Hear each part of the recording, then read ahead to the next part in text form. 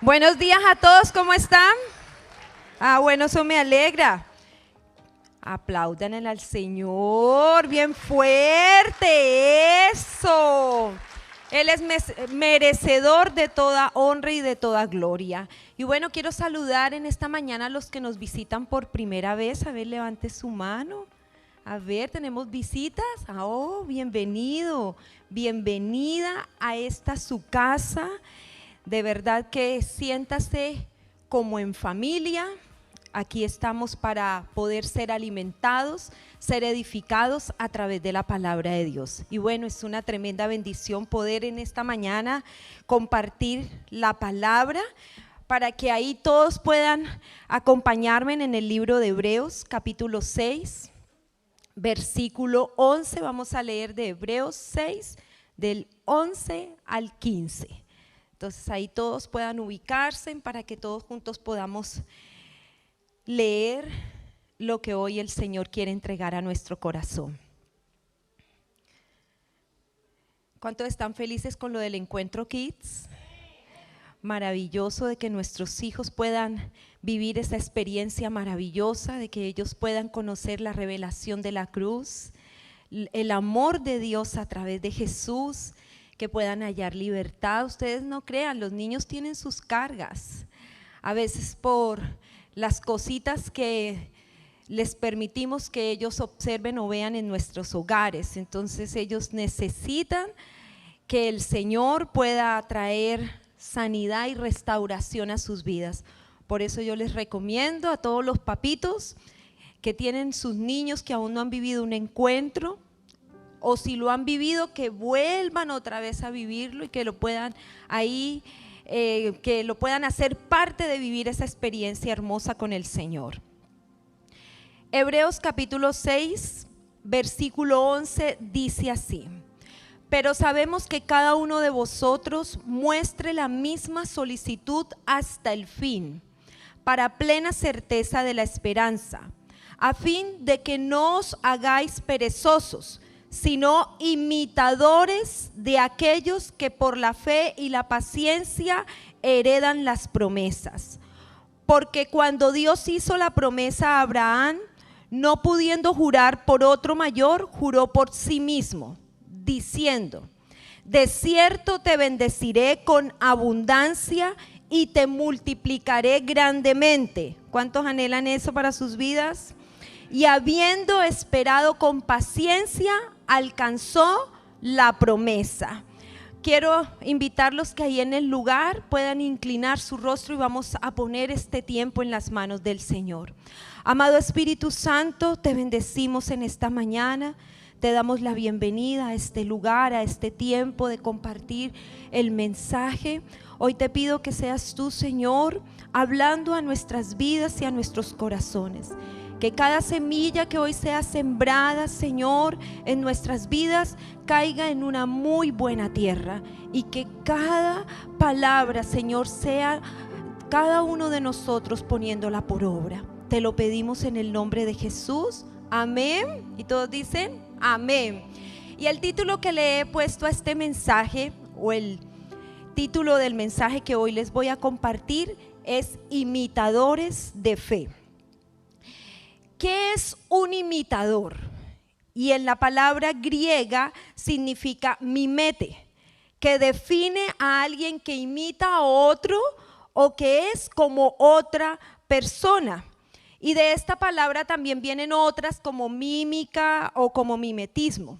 Pero también significa imitadores, alguien que imita, que copia o que parodia el comportamiento o expresiones, gestos, actividades, tono de voz de otras personas. ¿Cuántos se han visto el programa Yo Soy? ¡Ay, pocos! O no quieren, dicen, pronto me dicen que estoy pecando. Pero hay un programa de imitadores, es un programa de televisión que está basado en un formato que se llama Mi Nombre Es. Dice, mi nombre es como tal personaje, como tal cantante, como cualquier persona famosa, entonces ellos lo imitan. O dice, o yo soy tal persona. Y este programa consta de tres jurados que se encargan de seleccionar a la persona más parecida, ¿cierto?, a ese famoso que ellos mismos han seleccionado.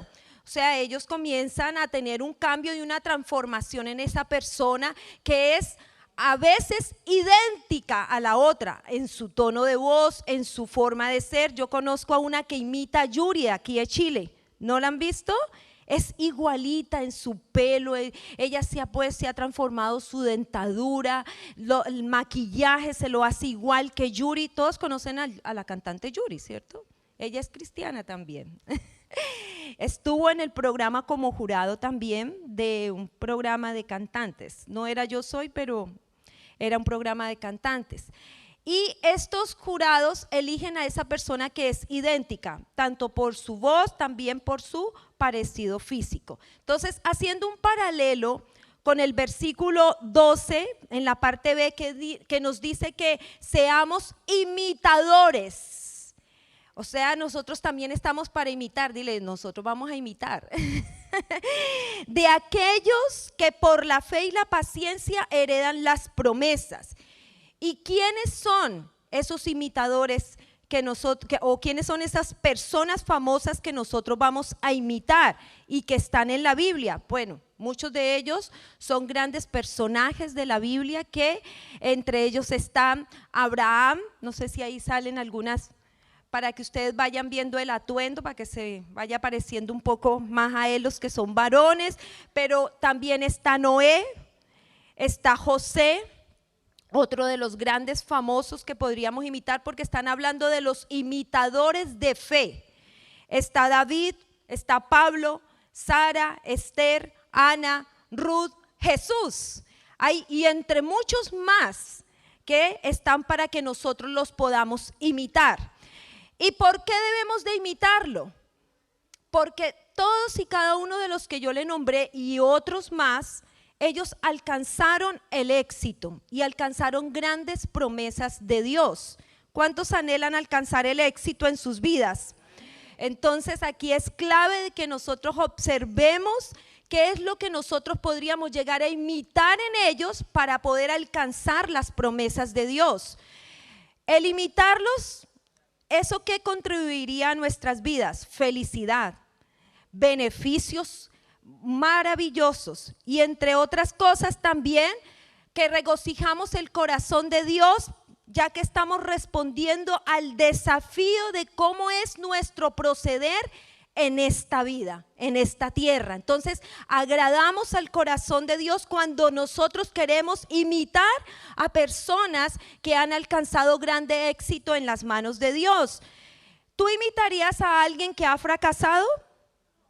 Nadie lo haría, aunque en nuestras vidas muchas cosas no nos salen bien, pero también serviría de ejemplo para que nosotros no realicemos esas cosas. Entonces vamos a ir analizando cada detalle para parecernos a ellos y así poder alcanzar y lograr la victoria en cada área de nuestras vidas. Ellos alcanzaron todas las promesas de Dios. Dios le prometió, ellos ahí hicieron lo que tenían que hacer y alcanzaron el éxito.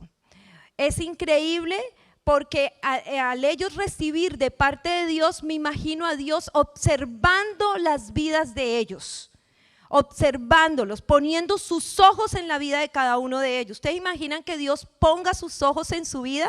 Se sentiría feliz, agradado y decir, ay, sí, qué maravilla que el Señor ponga sus ojos en mi vida, porque así usted tiene esas puertas abiertas y esa bendición de lo que Él quiere entregar en tu vida. Estos hombres a los cuales yo los llevo a que ustedes logren imitarlos, fueron hombres y mujeres de fe, guerreros, que vencieron grandes batallas espirituales y que también vieron en sus vidas grandes sueños cumplidos de parte de Dios. Entonces en esta mañana yo quiero compartirles algunas características de estos personajes de fe que podemos nosotros lograr imitar. Y la primera característica que en común estas personas tuvieron fue una vida de rectitud. Y tomé como ejemplo a Noé. En Génesis capítulo 6, versículo 9 dice: estas son las generaciones de Noé. Noé, varón justo, era perfecto en sus generaciones. Con Dios caminó Noé. ¿Cómo era Noé?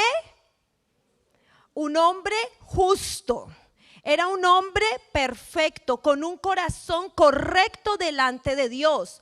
Noé era un hombre que caminaba con Dios y de acuerdo a la Biblia, él vivió de una manera justa.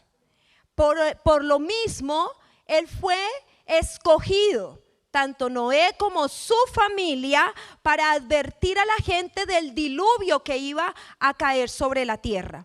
Entonces, ¿qué hizo Dios con Noé? Al ver que era el único justo que había ahí en la tierra, Dios lo instruyó para que él construyera un barco, o también lo llamado arca, ¿cierto? Para que se mantuvieran salvos tanto ellos como toda su familia y todos los animales que habían en ese momento. Entonces, Noé, conforme a su fe, aceptó el llamado de Dios, y una de las cosas que no fue perezoso. Cuando nosotros leímos la palabra, dice no perezosos, sino imitadores de Dios, porque la pereza no te deja hacer nada. La pereza no te deja imitar absolutamente nada. Y cuando Dios le dio la instrucción a Noé de construir un arca, él se dio cuenta de que Noé no era un perezoso, porque le dio unas especificaciones para construir un arca con unas dimensiones que era un barco gigante. Entonces Noé duró varios años construyendo el arca. Cada día él le daba el arca, lo construía. Y es increíble porque en ese tiempo no había razón, o sea, no había ni una señal de que podría caer una lluvia. Entonces le decían a Noé: pero tú estás loco, ¿cómo se te ocurre? ¿Para qué estás construyendo un arca si es que no hay lluvia, no hay río, no hay mar? No, ¿por qué estás construyendo un arca? Y él no le importaba lo que la gente dijera. Él seguía construyendo su arca sin importar cuáles fueran las presiones culturales, las burlas, las críticas, todo lo que él recibió. ¿Sabe? Él fue tan ridiculizado, o sea, sin piedad. Todos se burlaban de él, pero esto no hizo que su corazón se desviara. Por eso es que cuando Dios nos envía a hacer algo, hay que hacerlo.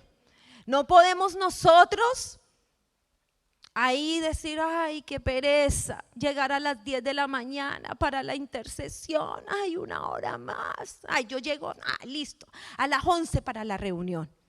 Es más, siéntase feliz los que llegaron a las 11 porque alcanzaron a estar en el tiempo de alabanza y adoración. Porque a veces nos corremos el tiempo y a veces llegamos ya solamente para la palabra. Y ahí no estamos siendo imitadores de fe. Nosotros no estamos teniendo un corazón correcto delante de la presencia del Señor. Mira lo que dice Efesios capítulo 4, versículo 17. En este texto nos habla de un listado de cómo nosotros podemos llevar una vida de rectitud.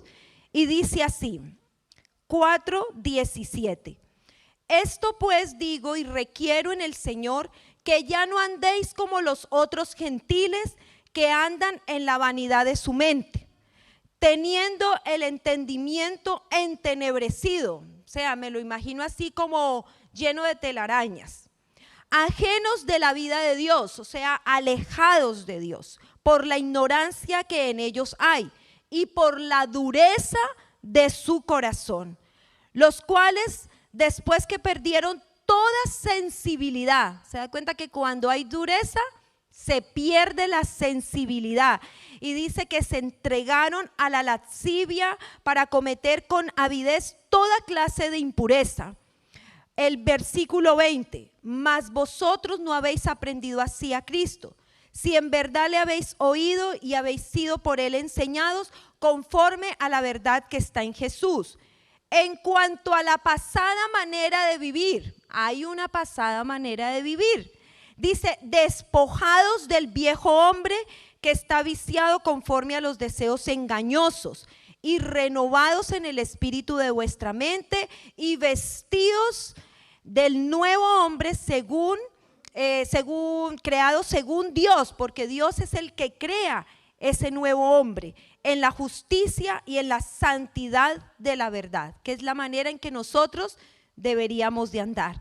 Dice, por lo cual, desechando la mentira, dile al que está a tu lado, hay que desechar la mentira. Dice, hablad verdad con cada uno, o cada uno con su prójimo, porque somos miembros los unos de los otros. ¿Usted es bueno para pillar las mentiras? Yo soy buena para pillar mentiras, o sea que no me mienta. A veces ni se me acercan porque salen descubiertas, no, mentira. Pero de verdad que aquí habla de que nosotros debemos de desechar la mentira y siempre hablar con la verdad. A veces nos dicen, ay, yo digo algunas mentiras piadosas, y esas mentiras piadosas tampoco sirven. Ay, algunas mentirillas blancas, me escribieron en estos días en un escrito en la escuela de capacitación Destino. Eso también hay que corregirlo, porque las mentiras blancas no existen. Si es mentira, es una mentira. Entonces, aquí continúa el Señor diciendo, airaos, pero no pequéis. No se ponga el sol sobre vuestro enojo, y no deis lugar al diablo. El que hurtaba, no hurte más. O sea, el que roba, ya no robe más, sino que trabaje, haciendo con sus manos lo que es bueno, para que tenga que compartir con el que padece de necesidad. A veces nosotros pensamos de que trabajamos porque tenemos responsabilidades, porque nosotros tenemos que pagarle el colegio a los niños, porque tenemos esto y aquello, y todo lo pensamos que lo que trabajamos y lo que recibimos es para nosotros. Dile al que está a tu lado, no es así. Aquí la palabra es muy clara y dice que usted trabaje para que tenga que compartir con el que padece necesidad. O sea, el Señor nos está librando de la indolencia, porque a veces podemos ver a alguien que pueda tener una necesidad y nos hacemos lo de la vista corta y miramos hacia otro lado. Entonces aquí estamos hablando de tener una vida de rectitud. Entonces nos está mostrando aquí el Señor lo que debemos de hacer. Después dice, ninguna palabra corrompida salga de vuestra boca. ¿A cuántos les salen los garabatos todavía? Porque aquí el Señor nos está hablando a nosotros. No le está hablando, ay, que hubiera venido Juanito, que hubiera escuchado. Nos está hablando a nosotros. Dígame, está hablando a mí.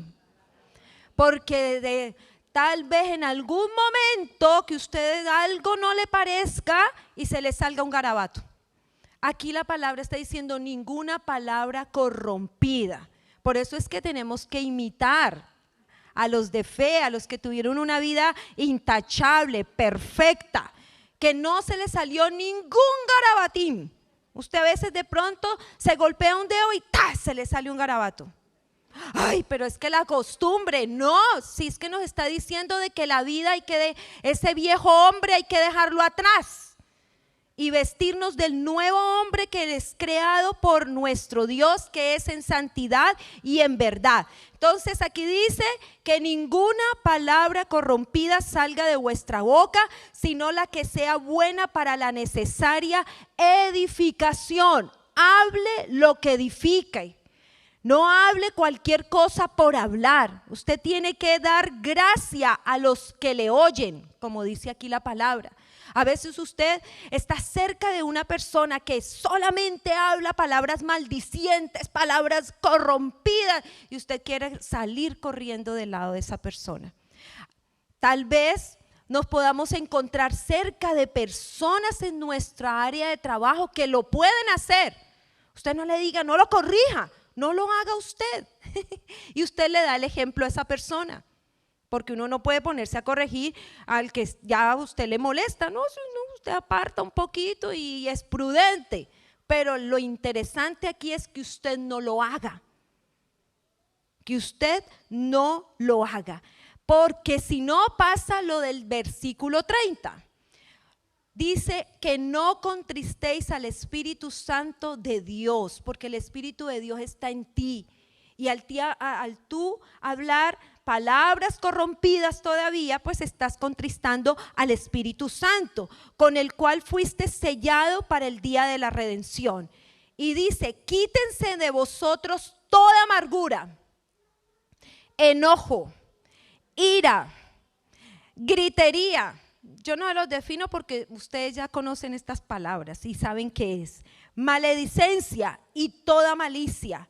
Antes sed benignos unos con otros, misericordiosos, perdonándonos unos a otros como Dios también os perdonó en Cristo Jesús. Entonces, aquí el apóstol Pablo nos enseña la responsabilidad que tiene la iglesia de manifestar continuamente la vida de Cristo. O sea, nosotros debemos de imitar a Jesús en todo, en sus características personales, ponernos su armadura, ser unos guerreros valientes, pelear las batallas de Dios y también perdonar, ¿sí o no? Como Él también a nosotros nos perdona. Y a veces usted me dice, ay, pero es que no es fácil perdonar. Yo sé que no es fácil perdonar, pero nosotros debemos de hacerlo. Debemos de hacer que ese perdón sea algo real, sea algo sincero, sin fingimientos, sino que usted lo pueda expresar no solamente en el exterior, sino que usted le salga del corazón ese perdón que le va a dar o a declarar a alguien o a una persona. Dice que nuestro Padre Celestial siempre nos enseña que perdonemos sin límites. Al principio, usted necesita el misericordioso perdón de Dios antes de poder actuar sobre los demás, pero nosotros debemos de siempre actuar con bondad, con misericordia, si queremos experimentar siempre el perdón divino de Dios. Fíjate en lo que dice Efesios 5, versículo 1. Dice, sed pues imitadores de Dios como hijos amados y andad en amor como también Cristo nos amó y se entregó a sí mismo por nosotros, ofrenda y sacrificio a Dios en olor fragante. ¿Qué habla aquí? De ser imitadores ¿de quién? De Dios, como hijos amados. ¿Cuántos se sienten amados? Todos somos amados por Dios, porque Dios nos lo manifestó a través del sacrificio de su Hijo en la cruz del Calvario, y dice que Él se entregó como una ofrenda, como un sacrificio en olor fragante a nuestro Padre Celestial. Entonces yo entiendo de que a veces nosotros como cristianos estamos rodeados de malas influencias, estamos bombardeados de todas partes con ideas pecaminosas. En nuestros trabajos, en los medios de comunicación, en diferentes formas de literatura. Usted va a una clínica y usted se sienta a esperar a que lo atiendan, toma una revista y ahí se va a encontrar con cosas ya que lo van a influenciar de manera negativa. Todos nosotros estamos enfrentados a todo tipo de tentación, pero al igual que los efesios, nosotros en la actualidad debemos de obedecer las indicaciones de Pablo. Si usted no se quiere desviar de lo que realmente Dios quiere hacer en tu vida. Amén. Entonces, esto ahí para que lo tengamos en cuenta. Amén. De cómo es vivir una vida de rectitud y tal cual como lo vivió Noé. Y en segundo lugar, o la segunda característica de estos imitadores de fe, es que ellos fueron firmes ante el sufrimiento. Y aquí tomé como ejemplo a José. ¿Cuántos conocen la historia de José? Si quieren conocer la historia de José, los invito a que lean el versículo 37. De ahí en adelante se habla la historia de José. Pero José fue otro de los imitadores de fe que vio el cumplimiento de la promesa de Dios, a pesar de la larga carrera de sufrimientos que él tuvo. Y desde temprana edad, José creyó que Dios lo había destinado para ser grande. En sus sueños, Dios lo aseguró de que él tendría una posición de liderazgo, aún por encima de sus padres y de sus hermanos. Por medio de José, es maravilloso lo que Dios pudo cumplir, porque él sustentó con alimentos a todos los países. De la manera en que él administró el alimento, él pudo darle comida a muchos países. Y eso está en Génesis capítulo 41, 57. Y dice que de toda la tierra venían a Egipto para comprar de José, porque toda la tierra había crecido el hambre. Entonces, todo lo que vivió José no fue en vano, porque Dios lo usó para algo importante. Pero es increíble que cuando José entendió esa misión de salvar la vida de mucha gente, él tuvo paciencia, porque antes de llegar a esa posición, él pasó por diferentes circunstancias. Lo primero fue que fue rechazado por sus hermanos. También lo vendieron como esclavo. Es increíble porque cuando él es vendido por esclavo, como esclavo, y al llegar a Egipto, él llega a la casa de Potifar. Y cuando llega a la casa de Potifar, la esposa de Potifar le echa el ojo. Yo me imagino que era bien simpático, ¿sí o no? Chusco, de buen parecer. Así como todos hoy los estoy viendo porque los conozco, sonrían. Claro, porque ya estamos sin mascarilla. Tan hermoso verles los rostros. Pero José, cuando llega a la casa de Potifar, esta esposa con sus artimañas lo comienza a seducir. Y aquí les estoy hablando porque aquí tomo ejemplos por todo lado, ¿cierto? A veces podemos ser tentadas las mujeres, pero aquí fue tentado un hombre.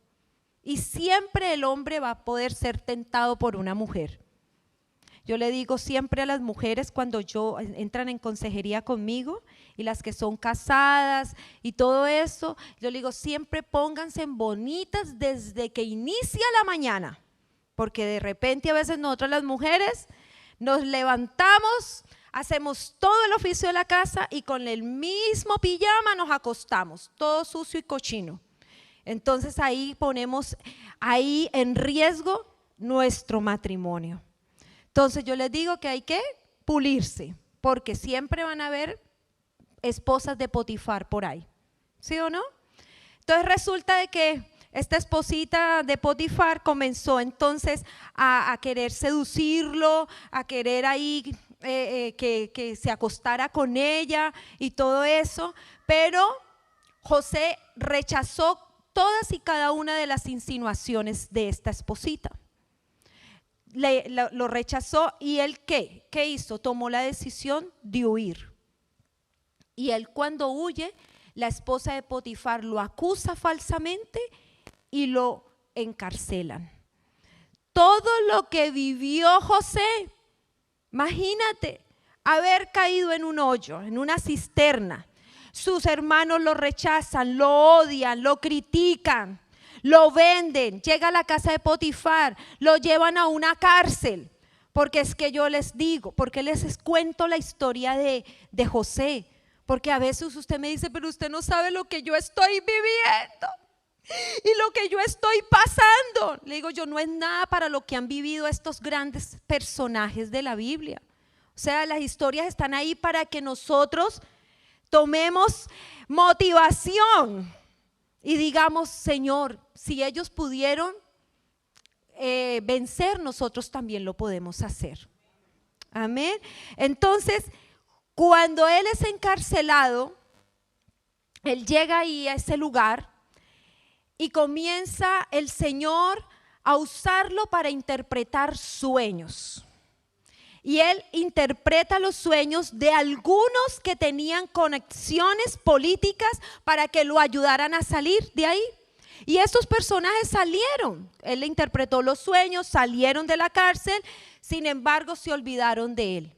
Pasaron días, meses, años, hasta que Faraón tiene un sueño y él necesita de que ese sueño sea interpretado. Y nadie de los que él conocía le interpretaban el sueño. Y por ahí alguien se acordó y dijo, en la cárcel hay un joven, se llama José y interpreta sueños. Lo mandaron a llamar, salió de la cárcel, diga, ya se le va abriendo como el panorama de victoria a José. Llega a donde Faraón, él comienza a interpretarle el sueño que ustedes ya saben, que es el sueño de las vacas gordas y de las vacas flacas, ¿sí o no? Que son un periodo de 7 años de vacas gordas y viene un periodo de 7 años de vacas flacas. Entonces, Faraón le interpreta el sueño, que era de que él pudiera almacenar alimento en ese tiempo de esos 7 años de vacas gordas para poder suplir los 7 años de vacas flacas. ¿Cuántos hacen ese ahorro? Hay que hacer ahorro. Este es aquí un buen principio para que lo podamos nosotros tener en nuestras vidas y en nuestra familia. Entonces, resulta de que cuando él interpreta ese sueño, Faraón queda muy sorprendido de José. Y él dice, ¿quién más como este para que él pueda hacer este tipo de administración? Yo le doy el ascenso y usted se convierte en el segundo aquí en Egipto. O sea, el segundo amando aquí en Egipto. ¿Qué les parece? Es increíble la historia. Entonces él comienza a levantarse, a ser una persona importante, hasta el punto en que hasta sus propios hermanos tienen que acudir, llegar a Egipto para poder ir por comida. Y ahí viene una restauración, que ese es otro tema de la familia de José, junto con su padre y con sus hermanos. Entonces es hermoso lo que hace el Señor en la vida de un hombre de fe. Y si alguna vez José tuvo la tentación de abandonar, de renunciar, de dejarlo todo, fue en cada momento, en cada proceso difícil que él vivió. ¿Ustedes creen que él no puede haber dicho, ay, hasta aquí llego yo? Ay, no más, yo no voy a sufrir más. Otra vez en la cárcel, ay, no, otra vez. Él hubiera dicho eso, como a veces nosotros estamos pasando por un momento y en vez de seguir adelante firmes hasta el final, como dice la palabra, comenzamos a retroceder y comenzamos a echar pasos atrás. Digan, no es hacia atrás, es hacia adelante. No abandonar todo, sino seguir adelante. ¿Por qué José no renunció? Porque él sabía de que Dios estaba en cada momento de su vida y que Él era quien lo ayudaba a enfrentar cada momento difícil, porque la palabra dice que todo obra para bien. Amén. Hasta los sufrimientos obran para bien. Por eso es que hay que estar firmes en el momento del sufrimiento.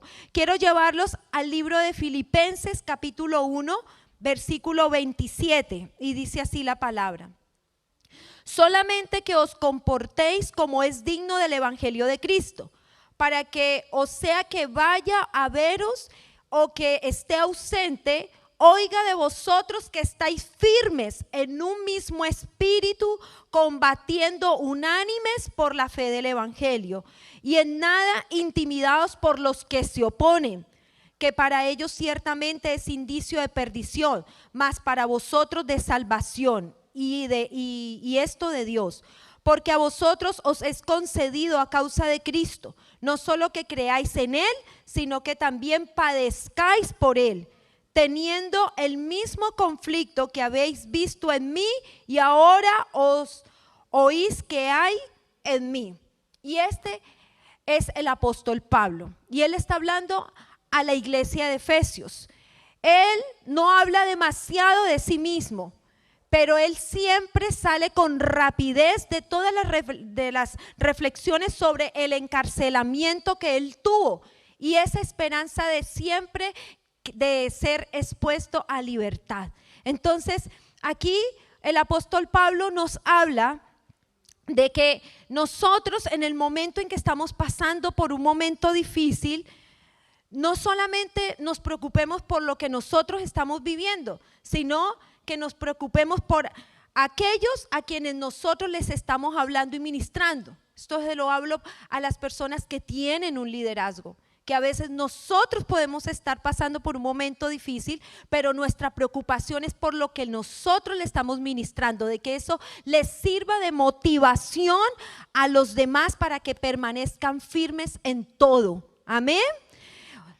Tú, por medio de lo que estás logrando vencer, estás motivando a otros para que estén firmes.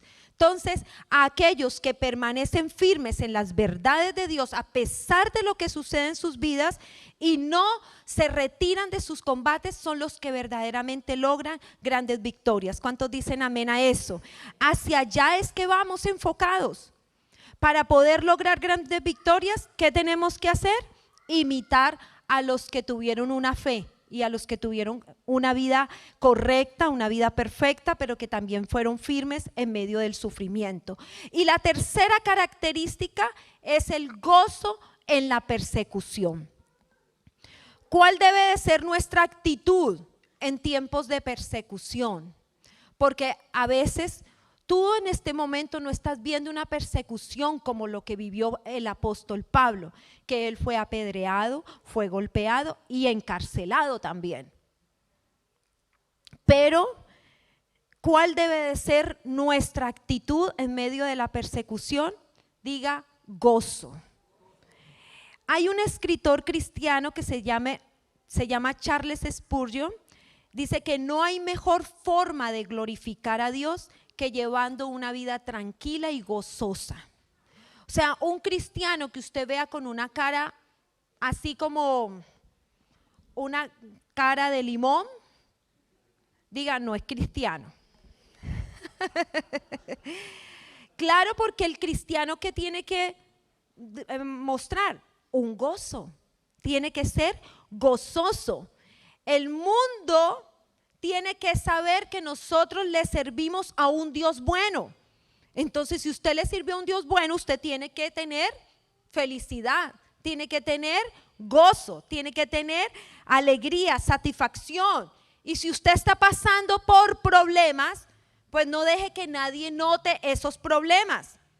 Usted tiene que sacudir su espíritu, diga, sacudir mi espíritu. Y no permitir que lo sacudan a usted, sino que usted descansa en Dios.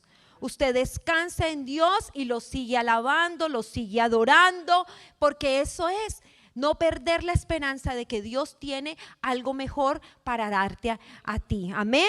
Eso es lo que tú tienes que hacer. Entonces, cuando surjan momentos, no debes de sentir terror ante tus enemigos. No te debes dejar dominar ni por el pánico, sino que debemos de tomar el ejemplo de Pablo. El ejemplo de Pablo, no solamente él permaneció firme y luchó valerosamente, sino que él se gozó en medio de la persecución. Amén. Él se gozó en medio de la persecución. Entonces, esto es maravilloso. Si ustedes quieren decir, bueno, ¿y la persecución será algo accidental? No es algo accidental. Tampoco es un castigo divino. Es una señal de la gracia y del favor de Dios. Es un privilegio de parte de Dios cuando nos persiguen. A veces nos dicen, me decía una de mis discípulas, ay pastora, no sé qué hacer en mi trabajo. Se dieron cuenta de que soy cristiana y me rechazan. Y me dicen esto y se burlan de esto. ¿Usted debe sentirse triste? No. Es un privilegio. Es un privilegio que te rechacen por causa de Cristo. Es un privilegio sufrir por la causa de Cristo. Es una oportunidad que Dios nos dio. Entonces, ¿qué nos dice el Señor en su palabra? Es maravilloso. En Filipenses 4:4 dice, regocijaos en el Señor siempre. Otra vez digo, regocijaos. Y eso fue lo que hizo el apóstol Pablo. Él siempre estaba regocijado, gozoso, alabando, adorando en la presencia del Señor. Y yo les he compartido que cuando él estuvo encarcelado, él pudo permitir la libertad, que los cerrojos se quebrantaron por medio del gozo y de la alabanza y de la adoración. Entonces es maravilloso lo que conquistó Pablo, porque él pudo cumplir lo que Dios le había prometido, y era de que miles y miles de personas se convirtieran a Jesucristo. Amén. ¿Y cuál es la tercera característica? Perdón, la cuarta característica. Muy bien, para los que están tomando nota. La cuarta característica es un amor desprendido. Y aquí tomé como ejemplo a Jesús. En Isaías 53:11 dice así: verá el fruto de la aflicción de su alma y quedará satisfecho por su conocimiento, justificará a mi siervo justo a muchos. Se los vuelvo a leer, ese versículo. Verá el fruto de la aflicción de su alma y quedará satisfecho. Por su conocimiento justificará a mi siervo justo a muchos y llevará las iniquidades de ellos. Por tanto, yo le daré parte con los grandes. ¿Se fijan? Y con los fuertes repartirá despojos, por cuanto derramó su vida hasta la muerte y fue contado con los pecadores, habiendo él llevado el pecado de muchos y orado por los transgresores. Mire, hace más de miles de años antes de que Jesús diera su vida, Isaías ya había profetizado lo que iba a lograr conquistar nuestro querido y amado Jesús. O sea, aquí habla acerca de que él vería el fruto de la aflicción de su alma. ¿Y cuál era el fruto? Diga, nosotros. Nosotros somos el fruto de la aflicción del alma de nuestro amado Jesús. Y dice, y él quedará satisfecho. Y el versículo 12 me encanta porque dice, yo le daré parte con los grandes y con los fuertes. La muerte de Jesús no fue una derrota. La muerte de Jesús fue una victoria, una conquista maravillosa, y él lo hizo por amor. Por amor. Por eso es que debemos de tener un amor desprendido, un amor para poder rescatar la vida de muchos. Jesús, al derramar su vida hasta la muerte, rescató la vida de muchos y darles libertad y vida eterna. Y dice que al hacer esto le dieron parte con los grandes. Siempre tendrás un lugar especial cuando tú tienes un amor desprendido por los demás. Porque a veces nos preocupamos mucho por nosotros, ¿y los demás qué? ¿Y los demás qué? No es solamente por nosotros. Los que están a nuestro alrededor son importantes. Hasta los que te hacen la guerra en tu trabajo, diga, son importantes. Ahí es donde más amor tú tienes que manifestarles a ellos. No te sientas incómodo.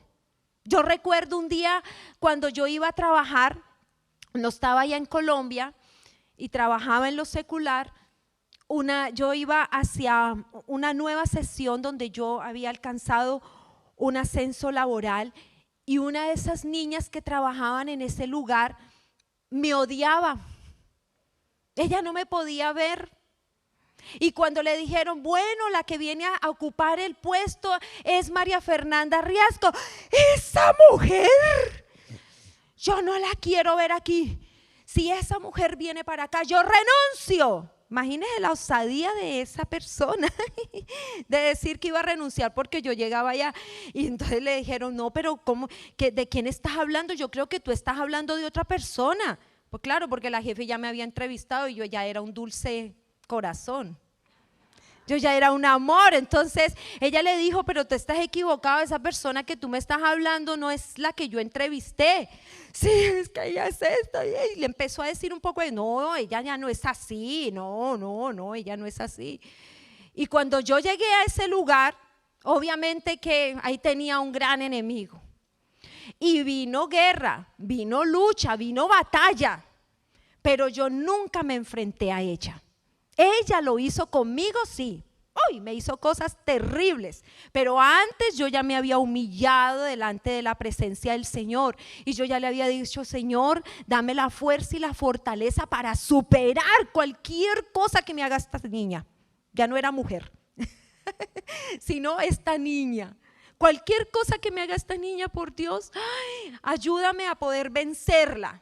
Porque a veces te puede afligir, te puede deprimir, palabras, insultos, cosas que te puede decir la persona, así tú estés haciendo las cosas bien. ¿Sabe cómo terminé con esta niña?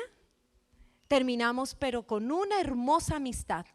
Cuando yo me iba a venir a Chile, ella lloraba, no quería que me fuera.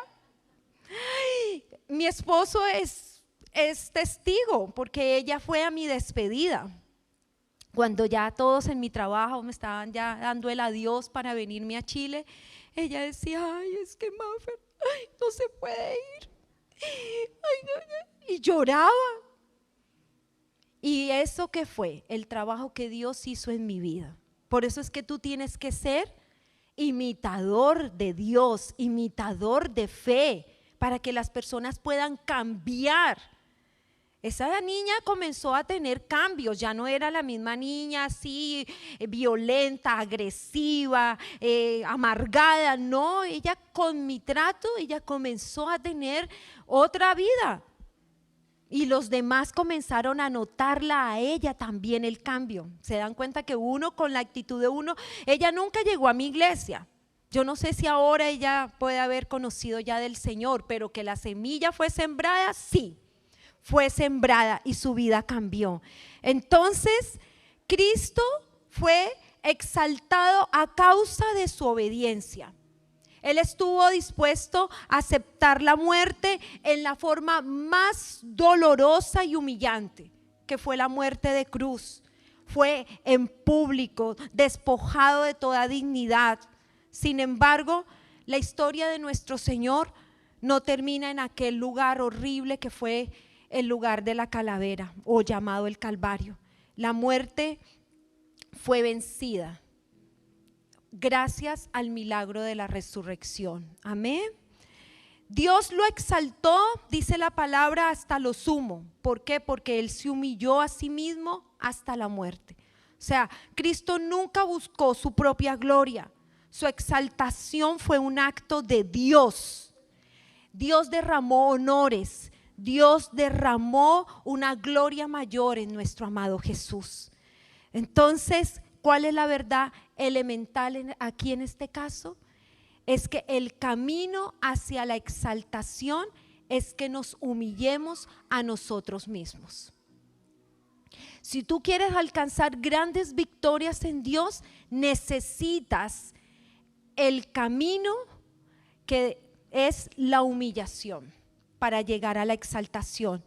Lucas capítulo 14 versículo 11 dice: porque cualquiera que se enaltece será humillado, y el que se humilla será enaltecido.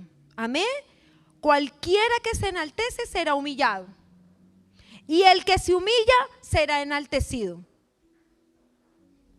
Siempre damos ese ejemplo de que a veces cuando a uno lo invitan a una cena y usted llega y se ubica en el lugar que no corresponde. Y a usted le dice: no, es que aquí se va a sentar el presidente de la República, usted tiene que hacerse más atrás. ¿Usted se siente humillado? Sí. Pero el que se humilla será enaltecido. El que de verdad llega a la cena, se sienta por allá en un lugar discreto y después le dice: no, pero usted, el lugar que le corresponde es este, venga y se sienta aquí en este lugar. Ahí Dios lo está poniendo a usted en un lugar de honra. Amén, en un lugar de dignidad. Entonces, ¿qué es la humillación? Es un desprendimiento total de nosotros a causa de levantar las vidas de otras personas sin egoísmo, porque el egoísmo es un pecado y puede destruir tu vida. Por eso es que hay que renunciar al egoísmo. Hay que sacar ese pecado de nosotros y tener el mismo sentir que tuvo Jesús. ¿Cuál fue el sentir que tuvo Jesús?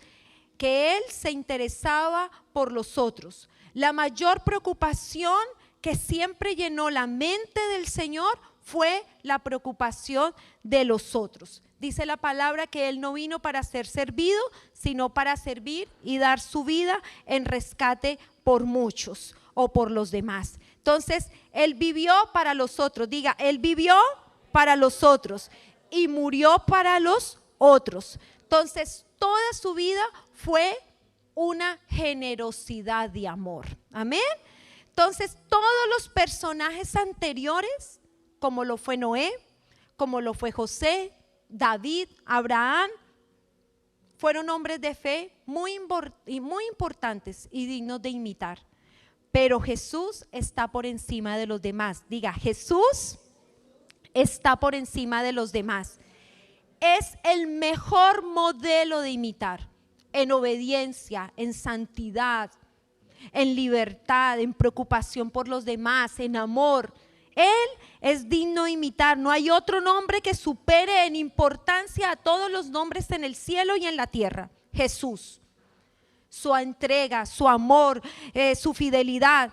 Es el modelo que todo creyente debe de seguir, tanto en sus obras como en sus palabras.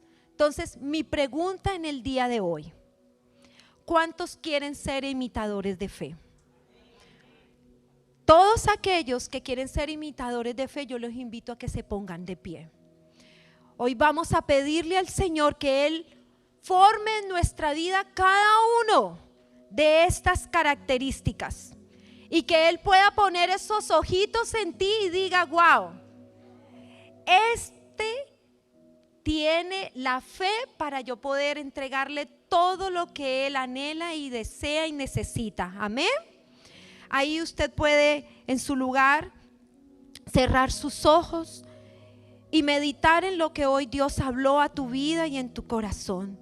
Y dile, Señor, yo anhelo y deseo ser un imitador de fe. Yo quiero que tus ojos estén puestos en mi vida. Yo necesito de que tú halles gracia y favor, Señor.